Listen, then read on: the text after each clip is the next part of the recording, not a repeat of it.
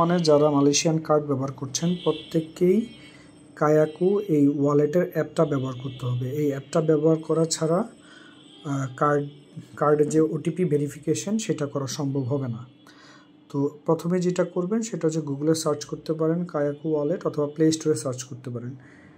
তো কায়াকু wallet download করতে গেলে আপনারা অনেকেই দেখবেন যে this item is not available in your country, এটা ইনস্টল করার বা ডাউনলোড করার অপশন পাচ্ছেন না। সেক্ষেত্রে আপনাকে প্লে স্টোরের কিছু সেটিংস চেঞ্জ করে নিতে হবে।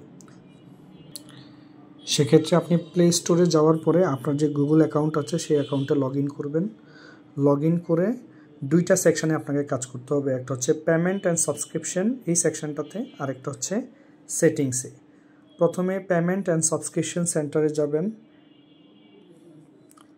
পেমেন্ট অ্যান্ড সাবস্ক্রিপশন সেন্টার থেকে প্রথমে আপনি আপনার লোকেশনটা চেঞ্জ করে নেবেন। পেমেন্ট মেথড এই সেকশন থেকে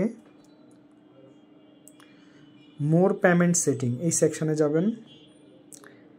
এই সেকশন থেকে আপনি একটা নতুন প্রোফাইল ওপেন করবেন, যে প্রোফাইলটা হবে আপনার Malaysian profile. Add payment method,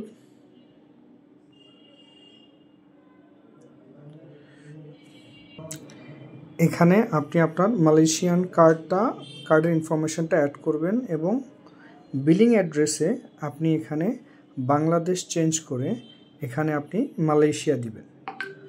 আপনার মালয়েশিয়ান যে অ্যাড্রেসটা আছে, আপনারা প্রত্যেকেই যারা কার্ড ইউজ করেন তারা কার্ড প্রোফাইলের সেটিংসে গেলে মালয়েশিয়ান অ্যাড্রেসটা পাবেন। মালয়েশিয়ান অ্যাড্রেসটা পাওয়ার পরে আপনি মালয়েশিয়ান সেই অ্যাড্রেসটা এখানে আপডেট করবেন। আপডেট করার পরে আপনার একটা নতুন প্রোফাইল তৈরি হবে। মালয়েশিয়ান কার্ডটি আপডেট হওয়ার পরে আবার চলে আসবেন সেটিংস অপশনে। সেটিংস থেকে আপনি চলে যাবেন জেনারেল থেকে আপনি চলে যাবেন হচ্ছে অ্যাকাউন্ট ডিভাইস অ্যান্ড প্রেফারেন্স এই সেকশনে।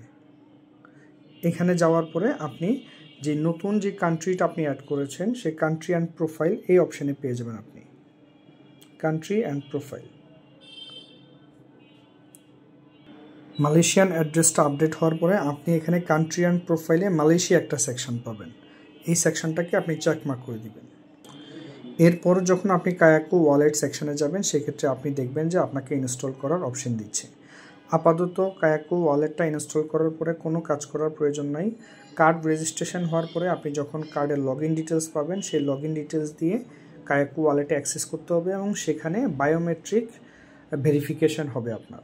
সুতরাং প্রত্যেকেই তাদের গুগল অ্যাকাউন্টের যে প্রোফাইল সেই প্রোফাইলটা আপডেট করে রাখবেন এবং অ্যাপটা ইনস্টল করে রাখবেন। ধন্যবাদ, আসসালামু আলাইকুম।